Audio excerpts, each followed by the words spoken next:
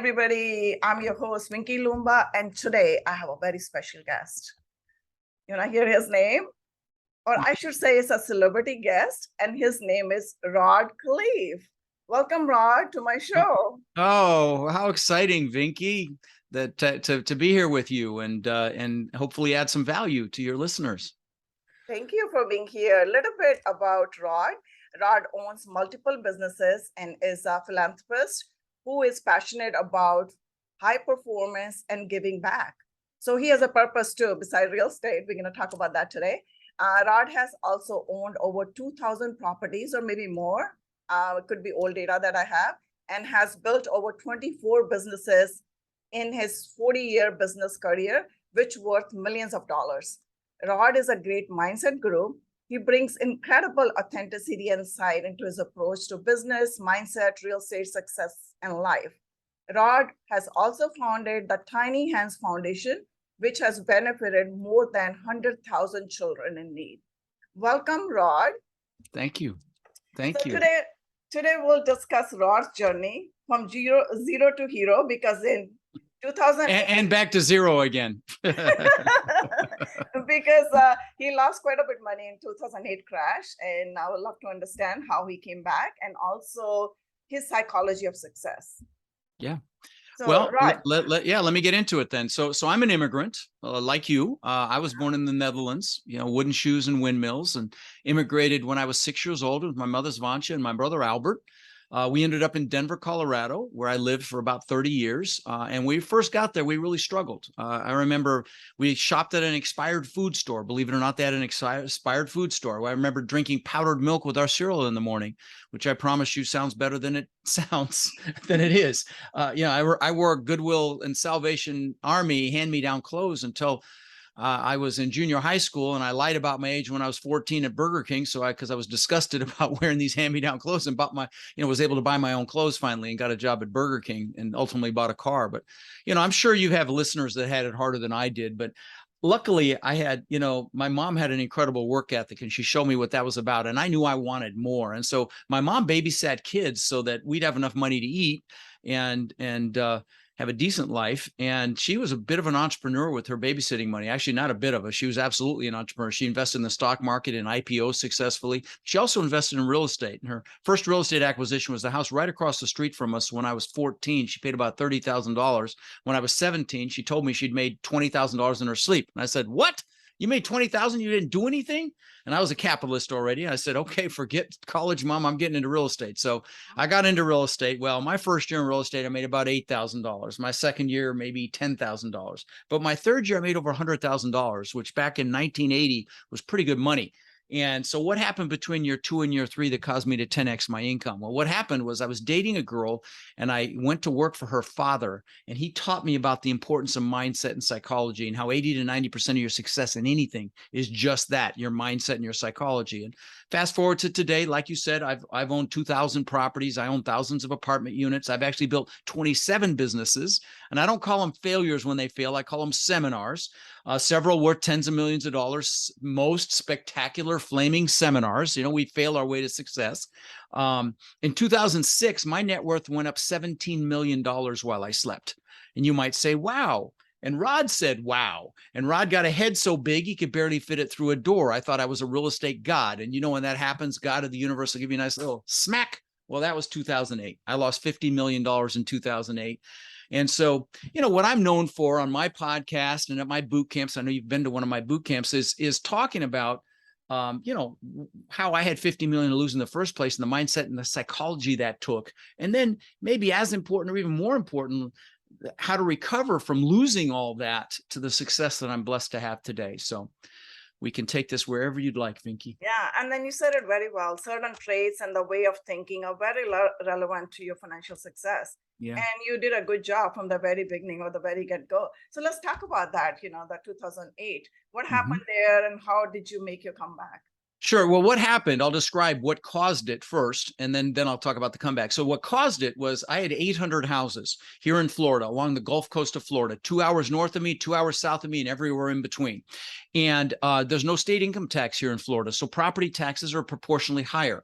I had properties in wind and flood zones, so insurance costs were higher. And both of those things, of course, impact cash flow. Everything's about cash flow. In fact, that's the subtitle of my book, which is The New Rules of Real Estate Investing, i.e. the new rules are focus on cash flow, not value. Don't tell me what, especially in what's coming, don't tell me that they paid $1 million and you can get it for 600,000. I don't care. What's the cash flow, or, whatever those numbers are. If the previous owner paid for it, doesn't matter. But, so I had those houses, and it was the houses that pulled me down. I also had several apartment complexes. See, what killed me was, these were C-class houses. Okay. There's A, B, C, and D class. A is the new perfect stuff and beautiful amenities, all that. D is the hood. Okay. And so these were C, a step above. I mean, working class, older properties. And of course, those require more maintenance, and the demographic is harder on them. So that also causes more maintenance. And so the maintenance really killed me. If I had a maintenance issue at one of my apartment complexes, everything's the same. We can stockpile the plumbing parts, the HVAC parts, the door locks, the plumbing parts, all of it. You can stockpile, and the maintenance guy can be in and out in an hour. Well, if I had to send a maintenance guy an hour or an hour and a half away, they'd have to go see what's wrong because every house is different. Then they have to go find a Home Depot or a Lowe's where we have an account, and that could be another hour round trip. And when Rod tries to fix something, he ends up going to Home Depot more than once. And so, what took an hour at one of my apartment complexes took all day at one of these 800 houses. And so these things really, believe it or not, didn't cash flow that well. They barely broke even. And I was only at a 30% loan to value. I only owed 30 cents on the dollar, true story. And it's still very difficult to cash flow. But what killed me was I didn't really pay attention to tenant demographics back then. If they had a good job or business, they had good credit, and they paid their deposit, I let them rent. Well, when it all crashed, I discovered that a big portion of my tenants were contractors like plumbers, electricians, drywallers, roofers, painters, which fell off a cliff in 2008 and 9. So they didn't have work. And so now, when I buy an apartment complex, I will literally look where every tenant works and gauge it for recession resistance. And back, previous asset, I gauged it for COVID resistance, but I just didn't back then. So that's what caused it. So how was I able to recover? Well, if Vinky, you've been to one of my boot camps, the first thing we do is goal setting. Why? Because how do you get anything if you don't know what it is? Okay. You need to know what it is you want and why you want it. And so, so I reassociated with my goals. And that was really important, and why I wanted them, because I will tell you, when you go through something negative, it's very easy to focus on the negative. It's our human nature, actually. It's human tendency. And so, it's really important. We can talk about my feelings on what's coming. I believe we're headed for some pain in this country, but that's going to be opportunity. So I'm look at it through the filter of opportunity, not the fear filter. But with that in mind, it's going to be very important to pay attention to what you're focused on. Focus is super critical. So the first thing is goals. Get aligned on your goals. And by the way, I do have a virtual boot camp coming up, but I'll mention that later. But if you want me to just guide you through the goal setting, if you go to rodslinks.com, at the bottom, it's my link tree. It's got all my stuff on it, but it's got a goal setting workshop I did on New Year's Day this year with the guide you can download. It's the same thing I do at my boot camps with music, professionally done. I'm not going to try to sell you anything, but here's what's sad, Vinky. People spend more time planning a birthday party or a Christmas party than they do designing their lives. This is designing your life. So if you want me to guide you through that goal setting, go to rodslinks.com, and have your spouse do it as well. If you've got children over 10 years old, have them do it. It's incredibly powerful to go through and get aligned on what it is you want.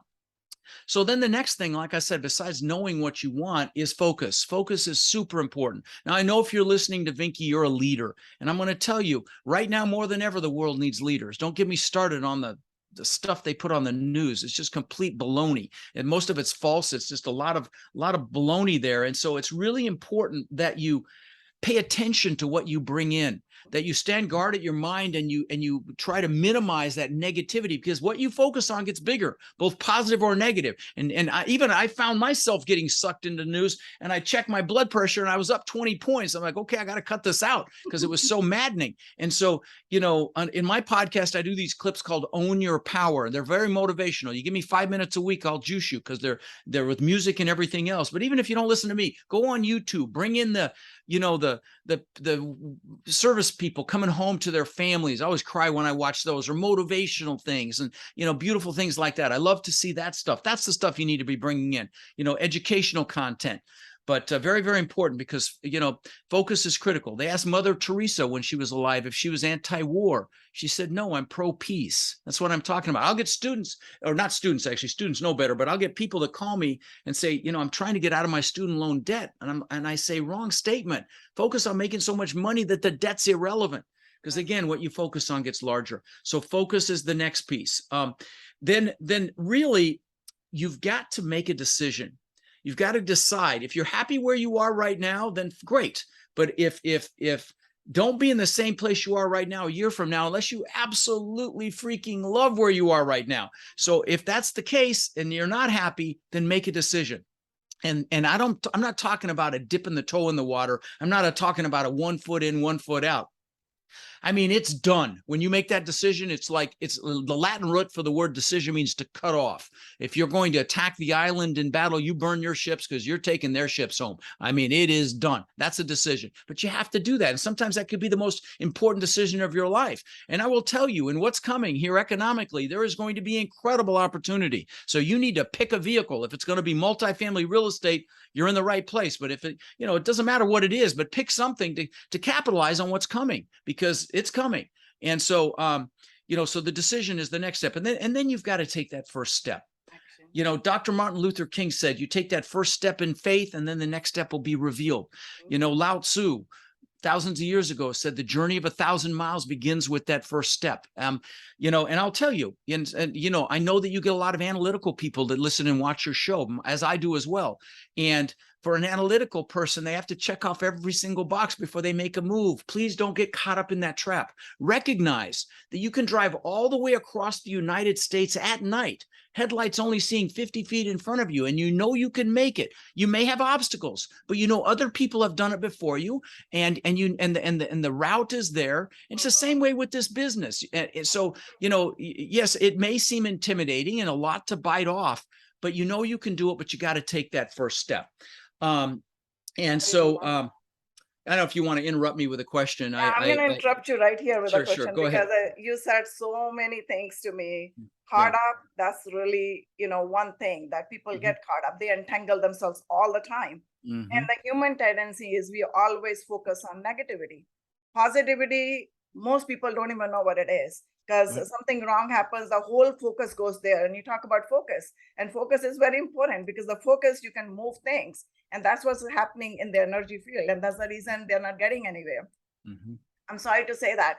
But from your experience, all these experiences that you have created from 2008 or prior to that or now, what are some of the steps that you can share with us that could help my listeners, even myself, to shift my mindset from being negative to positive? Like, whatever your focus is, that's what you're going to get. Well, what I just said, get aligned on what you want. Okay. And your goals will evolve over time. My goals are different. I did all the stupid stuff like the Lamborghinis and the Rolls Royces and all that crap that I did, when I was growing up, but that stuff doesn't interest me anymore. What interests me now is it's going to sound self-serving, but it's helping people. It really is. I mean, there's some of the hundreds of thank you cards on the wall behind me. The whole wall back here is completely covered with them. I get love almost every single day. And again, this is not ego. We talked about purpose. That's my purpose. Okay. And my coaching students know somewhere between 75 to 90,000 units that we know of. Okay. And I've only been teaching 5 years. I'm super proud of that. So my purpose is that it's giving back, and I get so much joy from it that, it's why my wife puts up with me working on weekends, sometimes Sundays, whatever we have to do, because she knows I love it. And so, That's good. Yeah. And then let's talk about your purpose. Sorry to interrupt you again. I Yeah. wanted to ask about your purpose because you help 100,000 children as well Yeah, it's outside more of than that. It's USA. actually more than that. But thank you. Yeah, I've had that. Uh, Let me give you. In fact, let me tell you a little story because it's if you've heard it, forgive me. But I when I lived in Denver, I knew I ultimately wanted to live on the beach. Okay, and there's no beach in Denver; it's landlocked. But I would visualize the palm trees and the surf and the sand. And 20 years later, I built this $8 million, 10,000 square foot mansion on the beach. I mean, this place was spectacular. I owned the beach on one side. I had my boats on the backside. It was called the Gulf to Bay, sliced through an island. I mean, giant waterfall from the second floor balcony to the pool. The pool was in magazines. It was so beautiful and had a big spiral staircase up through the middle of the house, a big, beautiful staircase. On the second floor, I had an aquarium that cost me almost $200,000. So that gives you an idea of the house. Well, 2 months after I moved in, so I worked for that for 20 years. So this ties into goals, which is why I'm bringing it up. 2 months after I moved in, I'm floating in the pool at night. The pool's changing colors. It's got fiber optic lighting. And I'm looking up at this testament to my ego, which is really what it was. It was to prove the world I was good enough. When I immigrated to this country, I didn't speak English and got thrown into school, found out what bullies were, got beat up on occasion. And then my mom, proud Dutch woman that she is, thought it'd be a great idea to send me to school in wooden shoes and those leather shorts the Germans wear for Oktoberfest. So I got my butt kicked again. And then bullies would chase me home and she'd chase them off with the fly swatter. Next day, got my butt kicked again. And so I came up with this belief system that I wasn't good enough, and so I had to prove the world I was good enough. And so I'm looking up at this house that I built to prove the world I was good enough. And I got depressed. And I don't mean a little depressed. I mean, I was really bummed out. I'm like, what is going on? I mean, this was 2 months after I moved in. Think of this, 20 years I worked for, 2 months after I moved in. See, it's never about the goals. There were several things going on. It's never about the goals. You need the goals because what you need to do, Vinky, is you need to create a burning desire. That's why the goals are so important. The goals are what are going to get you to push through those limiting beliefs like I had, that I wasn't good enough, or fear, like a lot of analytical people have. They call it analysis paralysis, but it's fear. Or maybe you're comfortable and the comfort zone's a nice warm place and nothing grows there. Okay. So you need that burning desire to push through. So anyway, I did this to prove the world I was good enough. You need those goals, but it's never about the goals. They say the happiest days of a boat owner's life are the day they buy the boat and the day they sell the boat. And it's that way with goals. Like I said, I'd worked for that for 20 years, 2 months afterwards. It just didn't even matter anymore. But happiness comes from progress and growth. Okay. And you need a vision for the future. Like the good book says, without a vision, the people perish. I didn't know what I was going to do next. So both of those things were gone. I didn't have any way to progress or grow because of like, what do I do now? I've achieved incredible success. And I didn't have a vision for the future. But the big thing, so that were a couple of the pieces. Right. So the other thing is, you don't achieve a big goal without having other goals lined up behind it. Like I said, okay, the vision statement. But the big thing that was happening was I had been totally focused on Rod, show the world I'm good enough, show the world I matter. And I was 40 years old at that time. And so I went and bought some books to get myself back. And one of the books was Tony Robbins' book. I think it was Unleash the Power Within. And I'm like, man, I really like this. So I went and saw him live. And of course, I highly encourage you to see him if you have an opportunity. I spent 20 years following him around the planet. I was so enamored with his material. But the big thing I want to mention is that I saw he fed families for the holidays. He does these what he calls basket brigades, and I thought, that's a beautiful thing. Let me try that. So I called my brother in Denver because I was flying back for Thanksgiving, and I said, hey, Ed, let's feed 5 families. So he called his church, found 5 families that really needed help. Third family changed my life. We bought food and frozen turkey and all that. And in fact, we're planning that right now for this year. Literally just had a conversation yesterday about it. We're going to feed 15 to 1,800 families. But the third family changed my life. We go up to this, and this woman lived in this crappy 1-bedroom. It wasn't even a 1-bedroom because you had to walk through the bedroom to get to the kitchen where the bathroom was. But she was there with 5 kids, and she came out and saw the food on the porch and the toys for the kids and all this stuff that we bought. And she started crying, and her kids came out. 2 of the older ones started crying, and then Rod started crying, and I was hooked. And as I mentioned, we have now fed somewhere between 120 and 130,000 children for the holidays. Just last week, we did 1,800 backpacks filled with school supplies. We've done tens of thousands of backpacks filled with school supplies. We've done tens of thousands of teddy bears for local police departments, for officers to keep in their vehicles. If they encounter a child, they can comfort that child. And please know I'm not bragging. There's a message in this. Okay. I know that it's certainly in the United States here, we've been taught to achieve to be happy. Like we shouldn't be happy until we've achieved. It's kind of like this mindset thing that people it's out there that people think. I'm going to tell you, if you give back in any fashion, you are happily achieving. And I know it's a play on words. Tony Robbins calls it the science of achievement versus the art of fulfillment. Achievement's a science. If you want to learn multifamily, come to my boot camp. I've got a virtual one coming up October 15th and 16th. I'll tell you how you can come for $97. I don't sell anything there. It's 16 to 18 hours of training with nothing being sold for $97. It's a no-brainer if you're interested in this business. So, and I'll just give you the blueprint. So it's a science. That achievement's a science. You just have to go do it. But fulfillment is an art. You've got to find out what juices you. For me, it's children. Maybe for you, it's the elderly or the environment or animals, whatever it is. Find out what it is. And maybe you're listening to this podcast saying, okay, yeah, I'll do it when I have money. No, do it right now because the money will come faster. Okay. You don't do it for that reason, but that's how God, the universe, whatever you believe works. You get it back 100-fold. So I know that was a long answer to your question, but it's important to incorporate that into your life right now. So you're living that fulfilled life. See, I was happy, but I was successful, but I was unfulfilled. So I just want to mention that. Yeah, I love that because it's very gratifying when you're touching the other life. And when you create a purpose for yourself, like I always say, when your purpose is bigger than profit, it's all profit. Like you mentioned that money follows you. You're not following the money or chasing the money at that point. So I know you wrote multiple books. And I was reading this book that you wrote, How to Create Lifetime Cash Flow Through Multifamily Properties. So would you like to talk about that a little bit? Well, let me just say how that came up. Let me tell you how that came about. So, when I started my podcast, I don't know, 6.5 years ago, I used to tell people I'll never sell you anything because I never planned to. I just wanted to add value. I'm sure that's the reason you do yours as well, Vinky. And that was really it. I just wanted to add value. And of course, now I'm a liar because I've got courses, coaching, boot camps, everything, but I never planned to. And I hit 1 million downloads and I was like, okay, I probably should do something with this. We just are at 14 million downloads now, but I said, we should probably do something with this. And so I wrote that book and I gave away 20,000 copies for free. And just PDF copies. But now if you want it, you can actually still get it for free at Rod's Links. You just pay the shipping. It's like $6 or something. And you can get the physical copy of the book. But yeah, it was a bestseller in 3 or 4 categories on Amazon. And people rave about it. They love it. Just go to rodslinks.com and you can get the book for free still. It's on Amazon you can pay for it, but that's silly because you can just pay the shipping and get it there. Now I've got literally, let me stand up here. I'll show you. I've written, let me just pull this down. Oh my goodness, they're heavy. I've written like 12 books since then, books on every topic from questions to ask to forming a partnership, questions to ask a GP before you invest in a deal, guide to multifamily syndications, everything you need to know about multifamily asset management, my goal setting thing, guides you can download if you go to Rod's Links. Now, some of these are at Rod's Links for free. You just go and download them.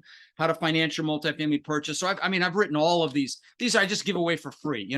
Listen, I learned from Tony Robbins, that it's those that add the most value that are the most successful. And so I just focus on adding as much value as I possibly can because it comes back, it just comes back 100-fold. You agree with me?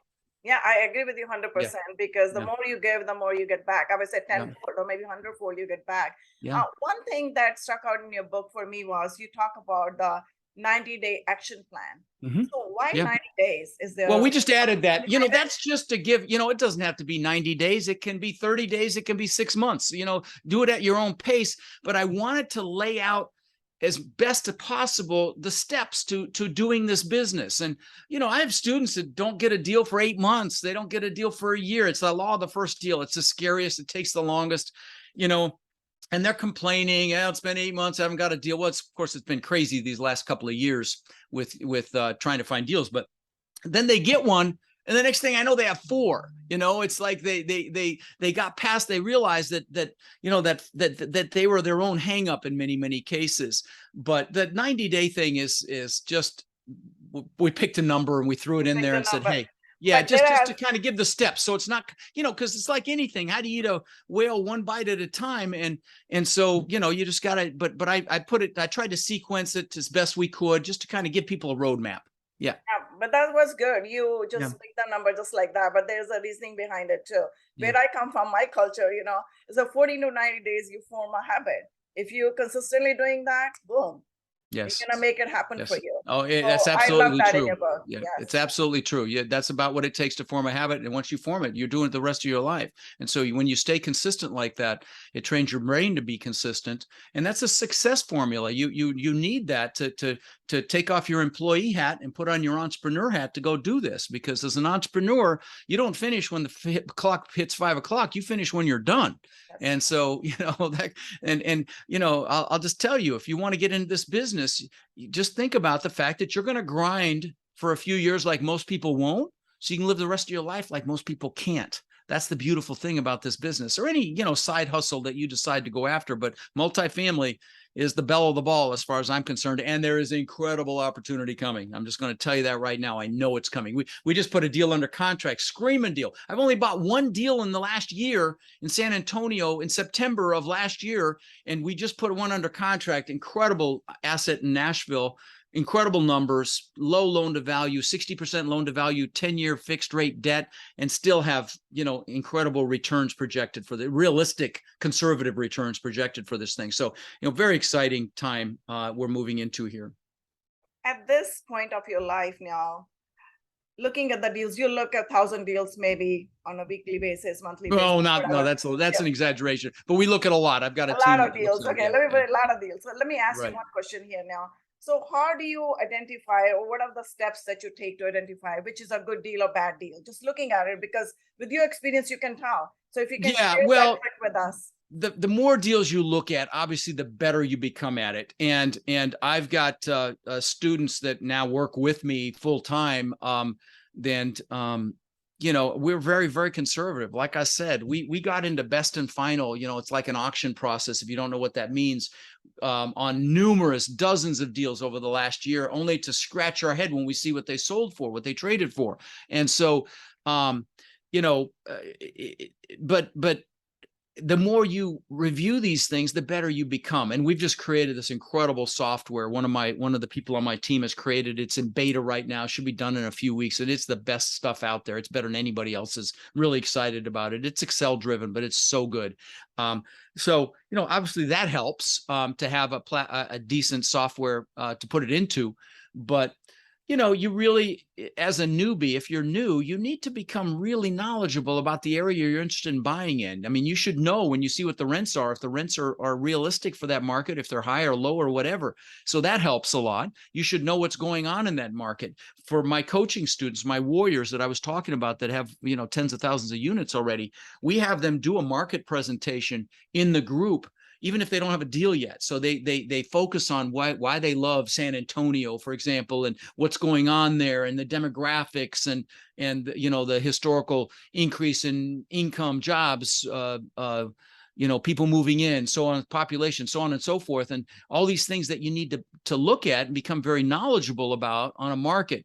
And so if you're brand new, you should not be all over the place. You should specialize in one market to start. Now, of course, I'm in multiple markets, but I'm not brand new. I mean, we've got assets in, let's see, Texas, Ohio, Tennessee, Florida, South Carolina, North Carolina, so some in the Midwest. But again, you don't start that way. You start with one market, you become really good at it. And then once you really know what you're doing, you can spread out. So Yeah, you said it very well. Historical information is very, very, very, very important in whatever we do, right? So, but what are some of the tools or techniques that you use to take sure, that I'll give historical you some information websites. and make I'll give it you some usable? websites. Bestplaces.net, city-data.com, census.gov, datausa.io. There's 4 of them. Those are all great websites, and play with it. Don't get bogged down by it. Just enjoy it, wallow in it. Put in your home address, see what's going on there. Put in the market that you're interested in, see what's going on there. See what's happening. Look at the trends. And recognize that one website's not the be all end all. You need to try multiple sites. You need to look at of course, jobs is the most important thing. You don't want a one-horse town. You want a town with multiple employment industries. I like to see healthcare. I like to see higher education, tech wherever possible. So those are the three I love to see. But no one-horse towns. If there's one major employer, even if it's a military base, I stay away, because if that horse gets sick or that horse leaves town or that horse dies, you got a real problem. So no one-horse towns. You want multiple large employers, and I want to see multiple large industries. Like I told you, when I crashed and burned in 2008, my demographic was way too concentrated in the contractors, and the retail was the other component. And so both of those suffered in 08 and 9. So I don't know if that helped. So what do you think about today's economy? I think we are at the verge of a recession. Trump said we're heading into a depression, not a Right. recession. Love him or hate him, he's a pretty smart guy economically. And so, Robert Kiyosaki's been talking about this depression for a long time.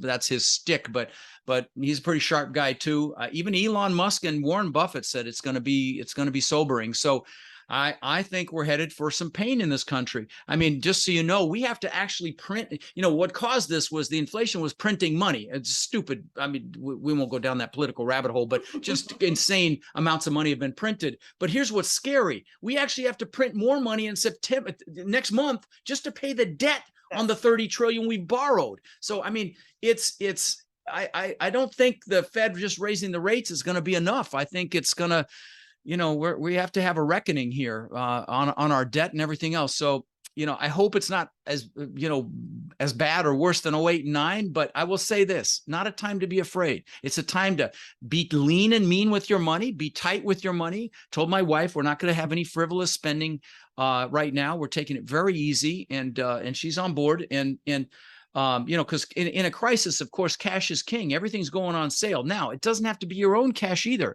If you have access to people that have money that want to invest it, that also works. Like at my boot camp, I just had 850 people in Denver 2 weeks ago. And we talked about how to pre-frame your investors so they're not fearful in what's coming. And I'll do the same thing at my virtual boot camp coming up. By the way, if you're interested in that virtual boot camp, text my name, Rod, to 72345. Or go to multifamilybootcamp.com. Now, if the price is over 97, if you DM me on any social channel, I'll give you code so you can still come for 97. And again, I don't sell anything there. It's kind of a no-brainer for 16 to 18 hours of training for $97. But again, it's my whole mindset. I give, add as much value as I can. And, and sometimes people want to go deeper just with me and my coaching or whatnot. But you'll get so much information. It's drinking through a fire. In fact, here's the manual. Actually, here's the manual right here. You can see how thick it is. I mean, it's drinking through a fire hose. There's the manual. I just got it, actually. Anyway. That's good. I know we've been talking about the past experiences, how past experiences, shape your future. So given your experience that you had in 2008 with losing $50 million, so now you're kind of predicting that we will be in depression or recession. So how are you preparing yourself now? That's what I wanted to know. See, I was hiding under a rock back in 2008 and 9, okay? Because I thought I was set for life. And, I really had an incredible net worth. And again, it all imploded. But how I'm preparing, I'm in a lot of cash right now. I'm being conservative. I'm building relationships. I've put a team together to capitalize on this. And I'm making sure that my team and I stay focused on what we want, not the fear, because the news is going to say it's terrible. And like they did in 08 and 9, oh my God, real estate's going to be terrible for 10 years. Just don't buy into that crap. You just got to really pay attention to what you allow in. And so be very, very careful there. And so those are some of the things I'm doing. We're getting really super connected with brokers. Brokers are finally returning calls. I've gotten more deals from brokers by email in the last 2 months than I got in the last 2 years. I mean, things are really opening up. So, there's going to be awesome opportunity. And so, learn this bit. If you don't know this business yet, for God's sakes, come to my boot camp or go learn it from somebody else, but get up to speed quickly, because if you're in the thick of it, and you're trying to learn, it's going to be too late. You need to get up to speed now, build the relationships now, evaluate deals now, just become, figure out where you're going to fit into this business. And there are lots of different hats you can wear in this business. You can be the person that finds the deals. You can be the investor relations person, building the relationships with investors. You can be the one the underwriter that analyzes the deals. You can be maybe you've got process experience or management experience or project management experience. You could be the asset manager. So a lot of different hats you can wear in this business. And this business is a team sport. So you also want to get get around people that are doing it. We facilitate that in my ecosystem with my boot camps and stuff. But if you go do it on your own, go to meetup groups, just go meet people that want to do this and get around them, because you're not going to buy commercial multifamily on your own. It's a team sport. Everybody does it in teams. And so you figure out what hat you're going to wear. And if if you're playing to your strengths and you partner with somebody that's playing to their strengths, success is a foregone conclusion, because everybody's happy. When you're playing to your strengths, you're passionate. And when you're passionate, you have the ability to influence people. And so, anyway. So let me ask you a question regarding the team building now, since we're talking about the team. And you said it very well, that real estate is a team sport. So when you're building your team, what kind of exercise do you go through usually? The storming, norming, forming, performing? What exactly your regime that you follow? Yeah, let me give you a free resource. Okay, it's questions to ask when forming a partnership. Here's why: because when you get caught up in the emotion of it, you meet somebody, you like them. It's very easy to overlook the hard questions that you need to ask up front, because a partnership, and that's really what you're doing when you form a team, is you're getting into a partnership, and partnerships are easy to get into like a marriage and hard to get out of like a marriage. So you want to ask all these hard questions up front. So if you want this resource, text the word partnership to 72345. It might be in my Rod's links as well. There's some free books there, and I'm not sure if this one's there, but if not, just text partnership and we'll send it to you. But let me just say the one overarching thing. Do I have it on here? Hold on. I'm just curious if it's in here or not. I'm surprised if it's not. Well, I'm not going to take time to look for it, but here's one thing I want to mention to you. Trust your intuition.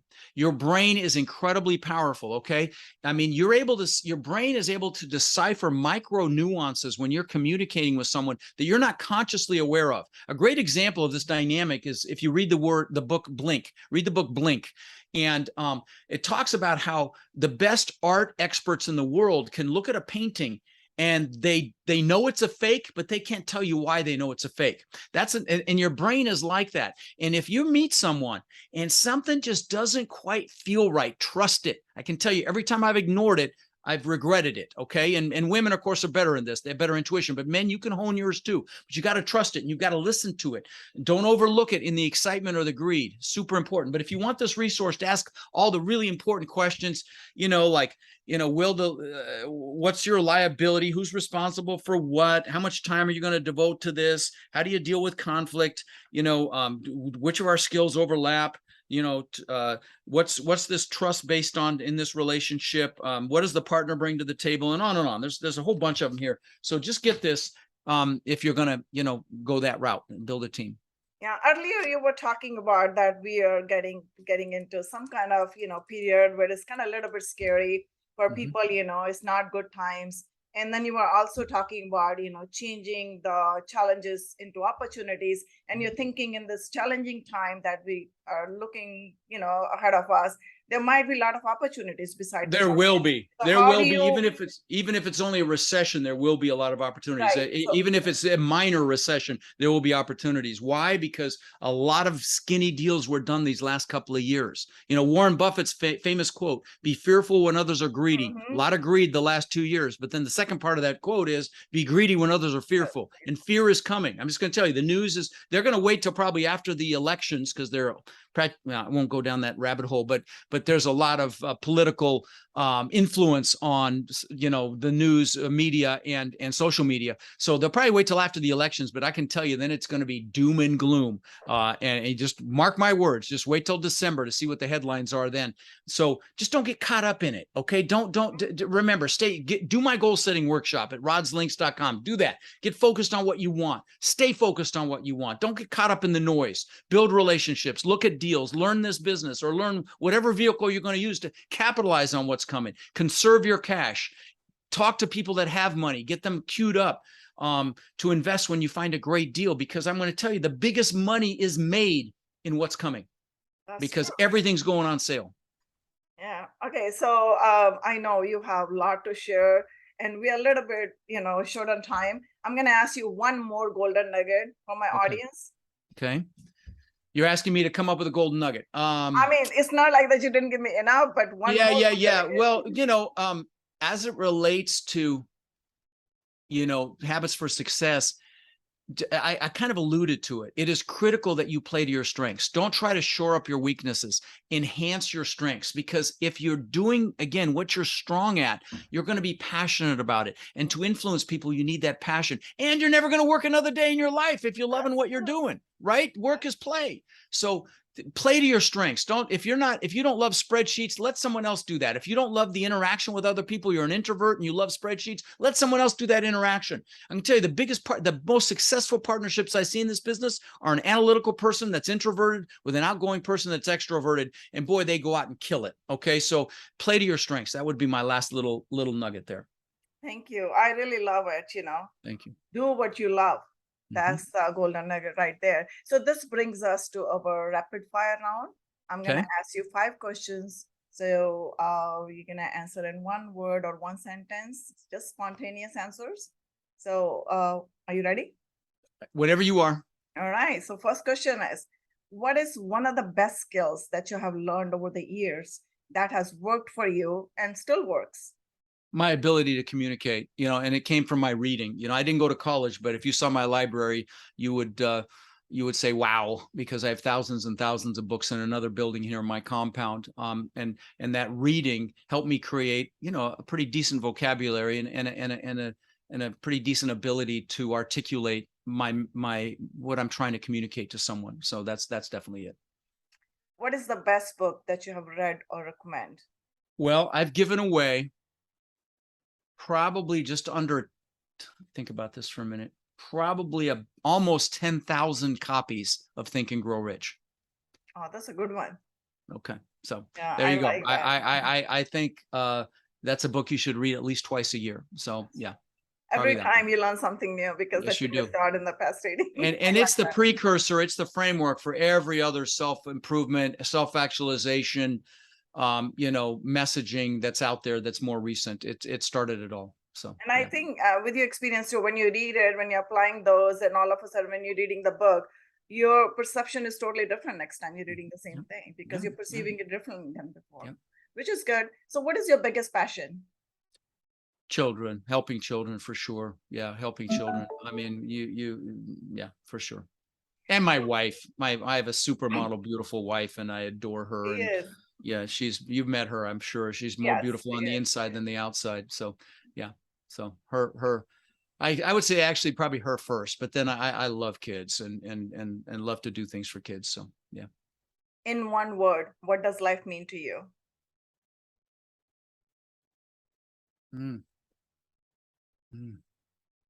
That's a good one. Trying to come up with a really incredible answer. I think the meaning of life is to be happy. So I'm just going to say happiness. Okay. I think that should be what every person aspires to achieve, regardless of the way they do it. That should be the ultimate goal. That's true. No matter where they are, what they're doing, that's the ultimate goal for everybody. And that's the reason you're working or doing anything in your life. Yep. If you got a chance to change something, I would say 1 thing in your life, what would that be and why? Change one thing? Change one thing. I'd love to have more reach, because I mean, I get such incredible feedback about, the things that I love teaching and talking about and sharing. I just, if I could have more reach, I would love that. So this is why I'm on your podcast. I do dozens and dozens of these podcasts a year, because I'm trying to create more reach and impact more people positively. Okay, so this is the perfect time to ask you now, how can people reach out to you, Rod? Yeah, if you go to rodslinks.com, it's got my whole link tree. It's got my podcast. It's got that boot camp website. It's got lots of free resources, my social media stuff. And I'm very responsive on social media. You DM me, you'll get me. That goal setting workshop. But if you want to come to the boot camp, like I said, $97, 2 days of training, nothing being sold. If you're interested in this business, you're crazy not to be there, respectfully. Okay. So just text ROD to 72345. We'll send you the link to Multifamily Bootcamp. Just go on there and see what hundreds of people have said on the bottom about my events. Well, Vinky, you can speak to my events. You came. What did you think? Yes. Yeah. It's one of the best events. Yes. Okay. Everybody Thank should you. sign up now. Thank you. So yeah, I highly encourage you to do that if you're interested. And listen, you might check out my podcast. I do those motivational clips on my podcast. Is called Lifetime Cash Flow Through Real Estate Investing, and it's the largest commercial real estate podcast really in the world now. I'm really proud of that too. So yeah, well, thanks for having me on, Vinky. Yeah, This has been a real treat. thanks for coming to the show, Rod. I really enjoyed our conversation. It's Thank you. great. Thank you. Let me